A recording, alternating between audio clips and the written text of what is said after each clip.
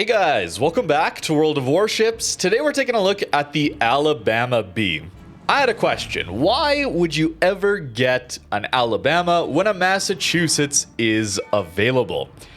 I was really curious. Why did they bring Alabama to the Black Friday fleet? Maybe it has to do with removing Massachusetts and a few others from the doubloon pool. But I gotta say, this is perfect Alabama gameplay right here. Alright, this is exactly how I experienced this ship. For 3 hours, by the way. I played this thing for 3 hours because I could not believe that this ship was so bad to play. We just did 7,000 damage to a broadside Massachusetts. Now that he's angled, how much do you think we're going to do? If you would say less than the damage we did while he was broadside, you would be very, very wrong. 21,000 to an angled superstructure Massachusetts. Yes. 3 times what we did to his broadside. And that is just Alabama. It is very, very inconsistent. And I'm going to be very hard on this ship, even though its accuracy is technically better than Massachusetts. When it comes down to it, Massachusetts gives up main gun accuracy to gain an incredible heal, incredible secondaries, as well as general tankiness over a North Carolina. The hull is just much better. Better maneuverability, better torpedo protection, better overall superstructure, armor layout, I would say. Underwater Citadel versus waterline Citadel. And Alabama gets that as well. But not the secondaries and not the healing.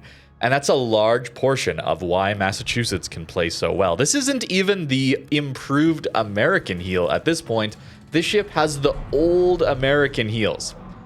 And it can do damage, all right? It certainly can do damage, but I mean, here's an Alaska taking a Citadel. That's a surprise, right? Maybe not, considering I was taking Citadels playing Alaska B. Maybe Alaska has a Citadel these days.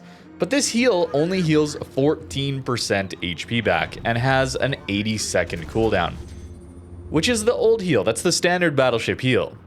But the NC heal is now 18.5%. That was the buff, or a buff, to the original American mainline battleships, and Alabama didn't receive it. The Massachusetts also has a 14% heal, but it's a 40-second cooldown. Much, much better. So when the guns feel like I'm playing a Massachusetts, and that's a sacrifice versus a North Carolina or other accurate battleships, but I don't have the utility and the incredible brawling power that Massachusetts has, it feels like such a massive downgrade, and that's why I was so disappointed while playing this ship. I still had some good games. Some of these matches lasted long enough that we were able to accumulate some damage. We earned some credits. It's a solid premium still. But considering Massachusetts is available, I cannot recommend you buy an Alabama. The only problem being Wargaming locked the Massachusetts and a couple others behind real money paywall, did not allow them to be for doubloons, which is, again, very, very disappointing. Alabama at least is available for those doubloons, but I still think there's probably some better options. But brawling it out should be a decent option with this ship, right? Relative to NC, we should be able to do some good work. At closer ranges, dispersion starts to matter a little bit less. And what we care about is our overall tankiness. That torpedo protection is a massive improvement. If you're eating torpedoes, then you shouldn't be taking quite as much damage as, say, a North Carolina. As well as this maneuverability. I can't overstate how nice it is to have this turning radius. It's so comfortable. Yes, those shells did just miss. Shells falling short feels a little bit bad. We still have our rear gun at least. But we're going to have to deal with a Bismarck now. And this should be easy, right? I always talk about this. German, large superstructure on those battleships. Even if they try to angle you at these closer ranges when they're trying to brawl, you just aim for superstructure and you do 10,000 damage AP salvos into them with your battleship. And you kind of crush them regardless of angle. And we're going to see if Alabama can accomplish that. Now, I should say, if you enjoy Alabama, keep enjoying it, all right? I'm just saying that this ship halfway between a North Carolina and a Massachusetts as far as accuracy goes, or close enough to it. The only difference in the accuracy being Sigma. NC has 2.05, Alabama has 1.9, Massachusetts has 1.7, so pretty close to halfway between. And it feels a lot closer to Massachusetts, in my opinion. It also has lower HP, by the way. I'm not sure why they nerfed the HP pool down so hard. It's like 63,000 HP versus the 66,000 we see on NC and Massachusetts. Not sure why that was changed. A lot of the other characteristics are still going to be the same.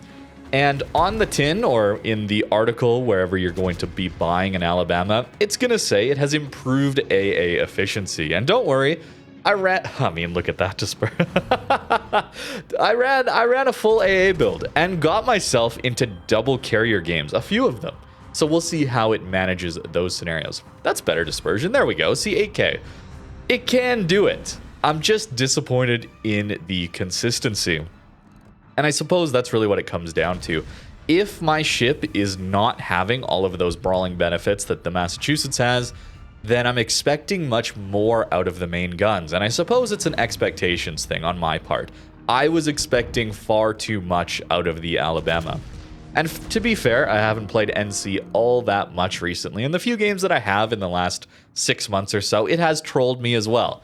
So it's possible that this is just how the Tier 8 American battleship dispersion looks, and my expectations are just far too high from playing other ships that have been released more recently. Things like Tennessee, for example, cruiser dispersion, 12-gun cruiser dispersion. This is only 9 guns, of course. But I still think it should do a little better, you know? Certainly it should have the heal that the North Carolina has, at the very least, I would say. That would make it a little bit more interesting. And maybe a small Sigma buff. I don't know, maybe then it's just a copy of North Carolina, but it already felt like that from back in the day, I gotta say. Bismarck about to go down. Hopefully, we can help finish him off here, and we got ourselves a close game. As always, we love close matches, and considering we haven't done too much damage yet, it's an opportunity for us to farm a little bit longer, or a little bit more. I think that's a nice feature of Alabama. It can tank reasonably well, especially because you're not going to be playing as aggressively as a Massachusetts will, since you don't need to get in range of those secondaries to make use of a valuable tool in your tool belt as a Massachusetts. Alabama plays much better at that 15, 14, 13 kilometer range. It's a mid-range battleship for sure. And hey, we take out the cruiser. Let's go. That's some consistent accuracy right there. But I'm going to have a lot of clips. We're jumping around some of these games quickly, where otherwise I would have just let the game play out, because I want to show you a lot of these salvos. I really, really want you guys to just see how the different salvos work on this ship. And it has the potential to do a lot of damage. It really does. But it's just not consistent enough. This is a more standard build, I would say, that I was running here. And you're going to notice that our AA is nowhere near good enough to stop multiple strikes, at least if the carrier doesn't eat flak bursts. That's kind of how AA works these days. The continuous AA is not doing damage, right? It's not going to be enough to deal with carriers. They have to be maneuvering in such a way where they eat some of the flak bursts that do that massive chunk of damage. And that's the only way you're really going to get any meaningful output against these planes. At least that's how it's designed for now. Hopefully, Wargaming can fix carriers, but I'm not going to go into a carrier rant because this is a video on Alabama. At least not yet. We're not looking at the AA build.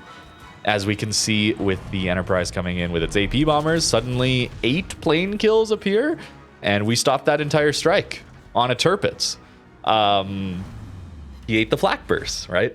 When he eats all the flak, then he loses all his planes, but when he doesn't, he gets multiple drops off. That's just how it goes. Decent damage into this Anhalt as well. That rear gun doing some solid work. I wish it was more... Maybe this is just me being a battleship player who wants too much consistency out of my battleships. We've talked about this multiple times, of course. I would love to see Wargaming change battleships to have better accuracy, but less overmatch. As a cruiser player, there's very little that I am frustrated by as much as random battleship overmatch when I'm playing well angled and I still eat citadels. It's so annoying playing a cruiser and having that happen. It feels like I'm being punished for just random chance and a poor game mechanic as a cruiser player. And as a battleship player, that first clip I think shows exactly where I'm so frustrated. Broadside Massachusetts, 7,000 damage. Angled Massachusetts, 21,000 damage. Here we've got a broadside Rook, and we're going to get actually 21,000 damage as well. No Citadel this time. Imagine the Citadel damage we could be getting here. Not quite enough to Citadel the Rook there. Maybe I aimed a little too far forward, although he did slow down in time. I gotta say, playing with these American shells again, certainly the tier 8 American battleship shells, they are so slow. And that was fine back in the day, but these days, ships are much more maneuverable. So many more ships have much faster engines, like they just move faster, they accelerate quicker, their rudder shifts are better, they have engine boosts as well. So having these floaty shells is much more of a downside than it used to be years ago, I would say, just because people are able to maneuver out from underneath your guns a lot easier. Especially as the ranges get longer, outside 15, 20 kilometers, it really is a very, very long lead time. We do manage to come back and win this game, though. It was very close, but we do clutch it out here. And Enterprise hiding behind the island here. Floaty shells do have an advantage, though. In this case, allowing us to arc our shells over and get ourselves a decent Citadel hit into him. Not enough to quite kill him, but a decent hit. And then our Zeton there managed to push and finish him off with his secondaries. So 185k. I had some good games. I really did. But the individual salvos were just a little bit too frustrating for me. And again, that could just be an expectation thing on my part. But 1.8 million credits there. That's a really good result. Blue boosters, premium account, of course, but that's a really good result for credits. So you don't necessarily need a tier 9 to farm a lot of credits. It's what I'm usually saying when I talk about you need to pick a premium ship that fits your playstyle and you're going to do well in, and that's going to net you the most credits than just picking the highest tier ship that is theoretically overpowered or very strong, even though you don't enjoy it or you don't play very well in it. It's not going to net you nearly as many credits. Hornet here comes in for a strike, and this is the full AA build. Still gets his strike off, but we do quite a bit of plane damage and remove his entire strike. This time, hoping that we can deal with the torpedo planes before they reach us, and you see those massive bursts of damage. That's him hitting some of our flat clouds, and that's what's really finishing off most of the planes. It also damages more than just the initial plane, so when you're dealing that continuous damage, it's only targeting one plane and then dealing HP damage to that. But when they hit a flak burst, that burst can damage all of the planes as well. So you're taking out a massive chunk of HP when it's the flak clouds. So that's why that's really all that matters. And I think Alabama did have especially powerful AA back when it was released before the first carrier rework. We'll see if we get a second one here in 2025 as things go. But that first one really changed a lot, and AA certainly was made a lot worse. So Alabama got nerfed down to just standard NC and Massachusetts levels. There's some small changes to the continuous, but it really doesn't make any difference. It's Massachusetts NC AA, which is fine. It can do well if you spec for it, and especially, now this is very important, especially if you don't get shot at. The less you get shot at, the more of your AA mounts are going to stay alive. And in this case here, we don't get any flak burst hits on his strike, and he comes through and doesn't really lose any planes to finish off our Pensacola that was right next to us. I'm trying not to go into a rant, but the AA I don't see as a massive strength on this ship. Certainly not relative to other ships at its tier. But I guess you're allowed to spec into it more relative to Massachusetts, say, because that one you're speccing your secondaries out. Where here you don't have much to improve on this ship. It's kind of decent from base, and there's not a lot you can do to improve that. Maybe that's a good thing, I guess. Looking for positives. I'm searching for positives with this ship outside of just the maneuverability, torp protection. I guess having a ship that doesn't require you to have a 21-point commander to really get the most out of it, like a Massachusetts, say, is a benefit. So as an earlier premium, maybe with lower level commanders, this probably does perform better than a Massachusetts. But considering it's a premium, you're probably going to be farming up commander levels rather quickly. Decent amount of base XP there, I guess, for such a low damage game. And we did shoot down a reasonable number of planes and still got over 1 million credits for that game. Blue boosters, keep in mind, but it's a premium that can farm decent amounts of credits. All right, broadside Leipzig here. What do you think happens? This guy might even ground. I promise, not a paid actor. Did not PayPal this guy. This is just purely in the wild on the NA server. We wait for him to ground because anytime a ship grounds, the aiming system gets all wacky. It just does not know what to do. So we wait for him to ground, do his very predictable reverse. He even turns in a bit. That's why I aimed a little lower. And no damage. All right. We can try again. Our front turret is up, and well, let's see what we can do. I think he's going to go dark here, but maybe? No, it's an overpen. Yeah. All right, now the skein here. I'm going to aim a little bit high here because he's probably too high, honestly. He's turning away from us, or he was pushing away from us a bit, and he turned in slightly. So my aim was too high, but still pretty impressive that not even one shell hit him. Gave him a car wash, I guess.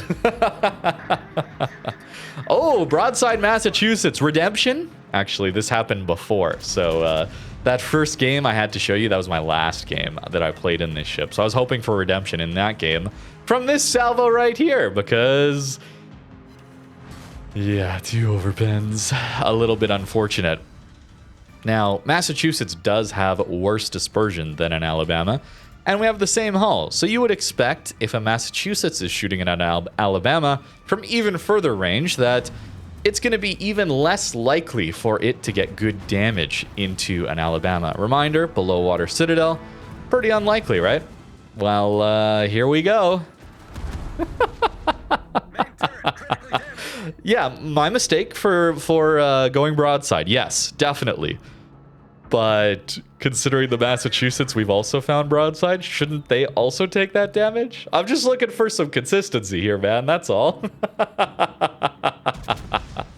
All right, broadside Iowa. We had one of these in the Massachusetts video as well. And we do a little bit less. That's just one data point. Obviously, things can go very differently. But a little bit less than the Massachusetts salvo on the Iowa from the previous video. Still good damage, though. Still got the Citadel.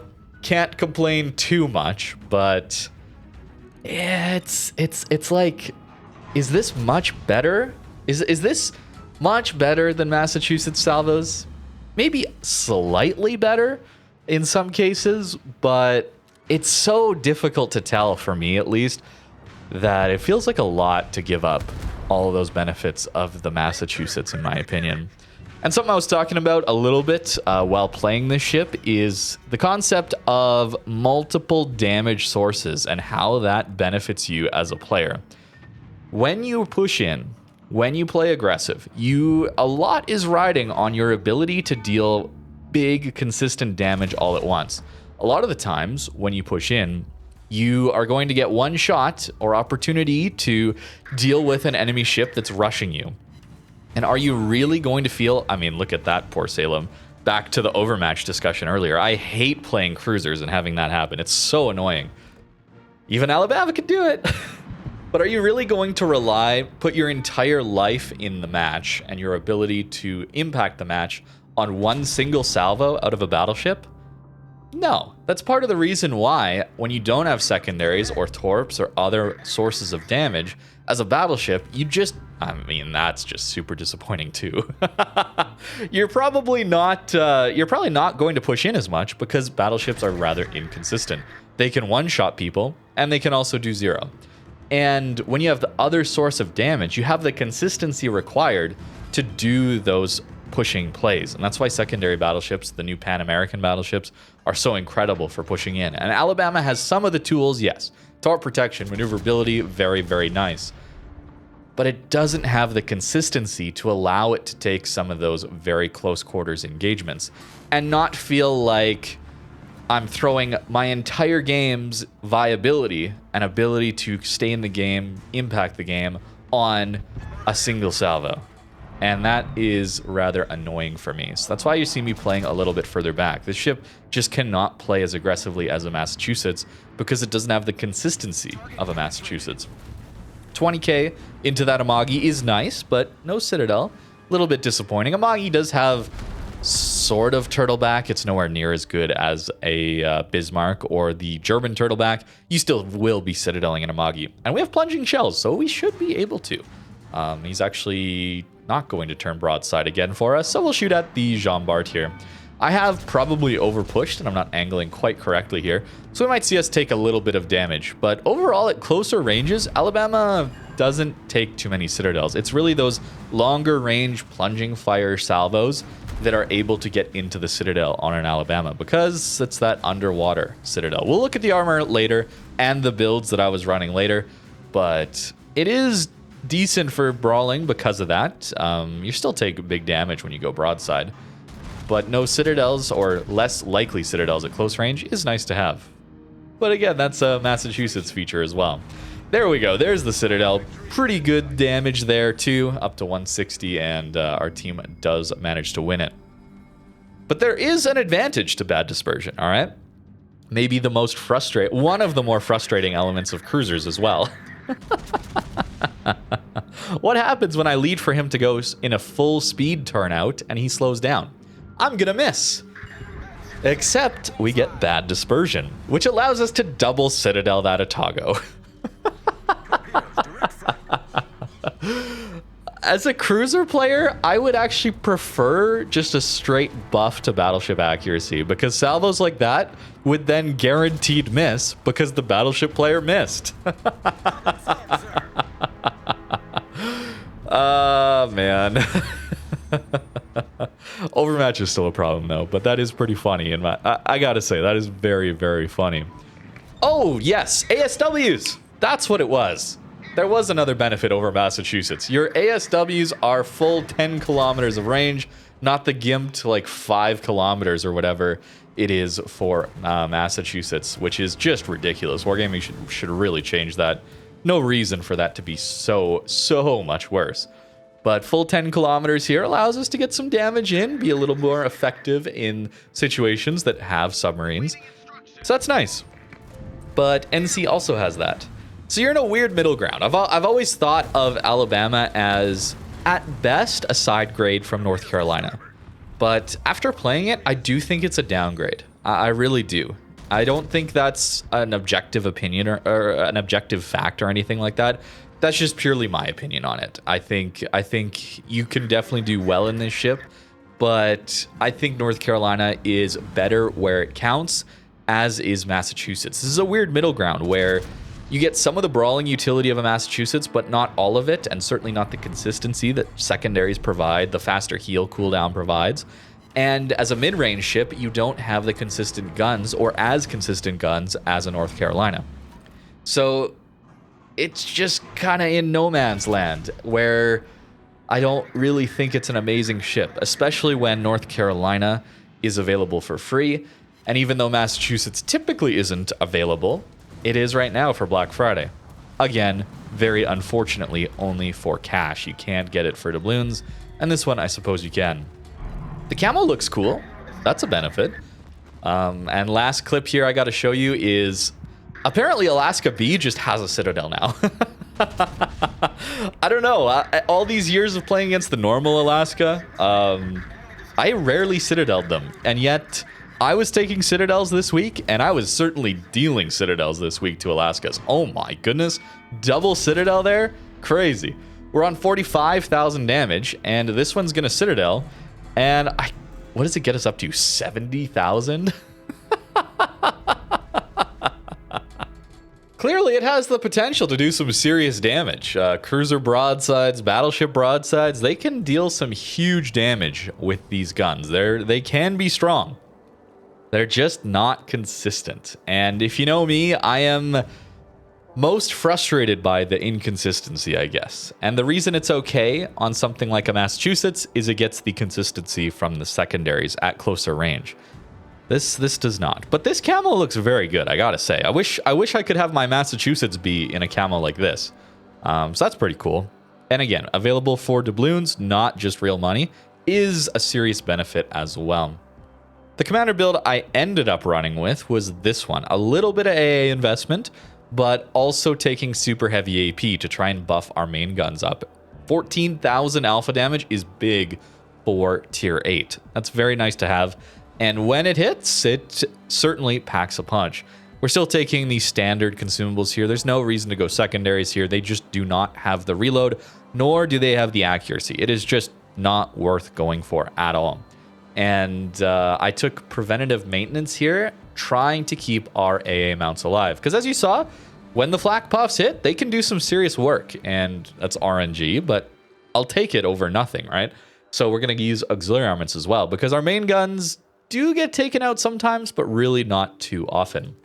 American battleships, of course, do not have an accuracy upgrade in the 3rd slot. That's why we're not running accuracy. Range technically gives you a small boost to your accuracy. It was data mined years ago, and well, minor, very, very minor. I'll take it. I gotta try it. You know, if I'm gonna complain about accuracy, I gotta try even the small little percentages. You noticed I was even using my spotter plane to further increase the range for closer range shots that I wanted to do the most damage possible. It doesn't improve the accuracy like a Japanese battle cruiser like Bungo line. It's not like that. It's just more range means you have slightly better dispersion. Slightly, just how the calculation works out. It is super small though, very minuscule. Nowhere near as good, like not even close to as good as running an accuracy mod if it was available.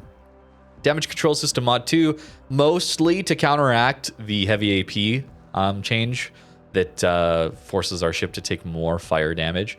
So that's really why I was running that. You could definitely run prop or steering gears, more maneuverable. It's already very maneuverable, and that is a very fun way to play. This repair party, though, I don't know why it's not either the NC one or even halfway to Massachusetts, like the 60-second cooldown ones we're seeing more recently as well. Alabama could use some looking at, I think. I do. It's caught in the middle between Massachusetts and NC, and it's not a very pleasant middle ground to be. It's even got less HP, but hey, 49% torque protection is very nice. That turning circle radius is amazing, and our concealment is slightly worse, 12.7 versus 12.3. So some small changes to this ship, and its gimmick of better AA is no longer a thing since the rework back in, 2018? So it's been a very long time since it actually had a little better AA.